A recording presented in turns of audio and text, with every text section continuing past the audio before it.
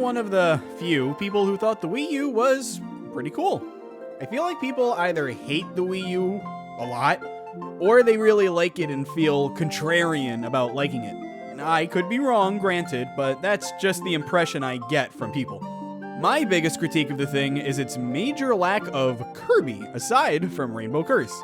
Nothing against Rainbow Curse, but ignoring the GameCube, pretty much every console has had at least 3 Kirby games since the N64, except for this one. Yes, I still count the Dream Collection, be quiet. But on to the actual topic at hand. The biggest strength of Kirby and the Rainbow Curse is pretty evident right off the bat. People often cite Epic Yarn as the best looking game in the series, and don't get me wrong, that game is a visual wonder, but it doesn't even come close to the visuals in this game.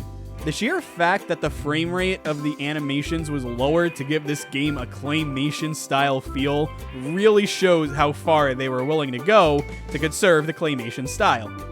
Unfortunately, and I hate to be the one to bring up a downside, literally everybody has bought up before, but you're never looking at your TV or your monitor or whatever while you're playing.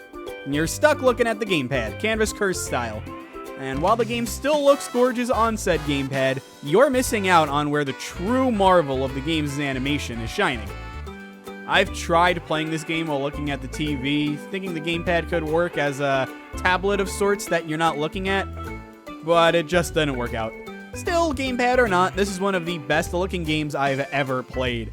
Everything looks like it was designed with clay in mind, which is because every single thing in the game was designed with clay first. The animations all had clay references to go off of when modeling the characters, and boy howdy does it show. And even though it isn't made out of clay, one of my favorite things about this game visually is the style of these diary entries.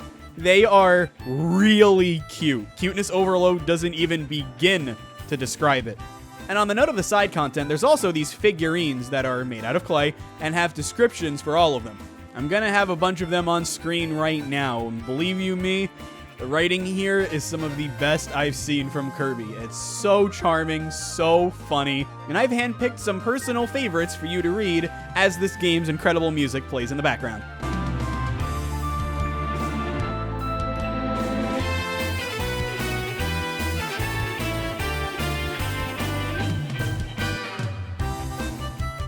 And yeah, on that note, Rainbow Curse also has one of my favorite soundtracks in the series.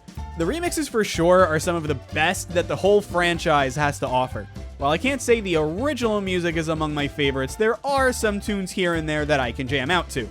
Every remix in one way or another, though, is fantastic. My favorite is probably the Moonlight Capital remix, but picking one singular favorite is really, really hard. All around, stellar stuff. Sad to say, the gameplay is where it falls a bit short here. I don't think this is a bad game by any means, but a few things have been lost between 2005's Canvas Curse and 2015's Rainbow Curse. Despite the 10-year gap, Canvas Curse has faster game speed, more side content, more playable characters, a final boss the community actually cares about, and most importantly, it has copy abilities. Don't get me wrong, Rainbow Curse has some advantages too. Boss fights are real boss fights instead of just minigames, although there are only 3 of them and they're each reused once. The game has more collectibles than Canvas Curse, such as the aforementioned diary entries, as well as the figurines. There's music for the sound test, and these little challenge areas that kind of challenge you to speedrun through little bits as fast as you can. I'll also give it the advantage of having a stronger visual style. Even though Canvas Curse is also really gorgeous, Rainbow Curse, come on, I don't think I have to say anymore. It also has co-op, which is a fun time. Maybe good for a challenge run too down the line?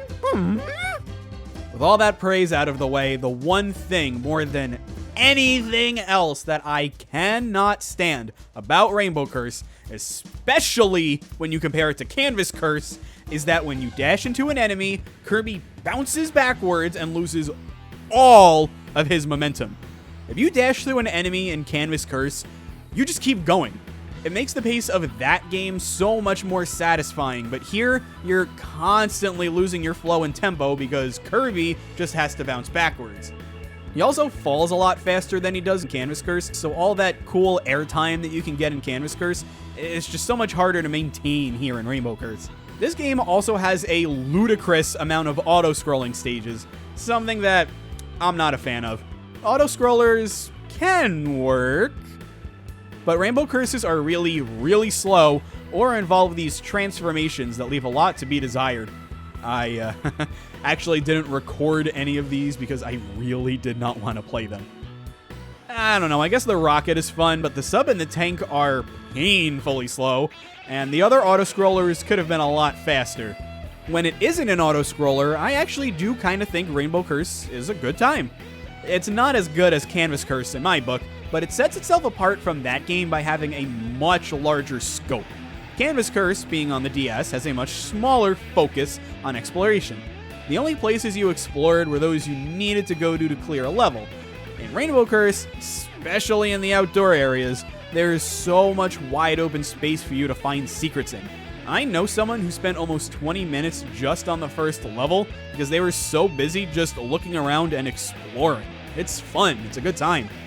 Still, being a sequel that released 10 years later, I was hoping Rainbow Curse would at least be close to Canvas Curse in terms of quality. When the Wii U was announced, a sequel to Canvas Curse was pretty much the second thing that came to mind. When the actual Canvas Curse 2 was announced, I was excited, and when I got the game, for the most part, I wasn't disappointed. And I still replay it every now and then, and I have a grand old time, and I do actually recommend it.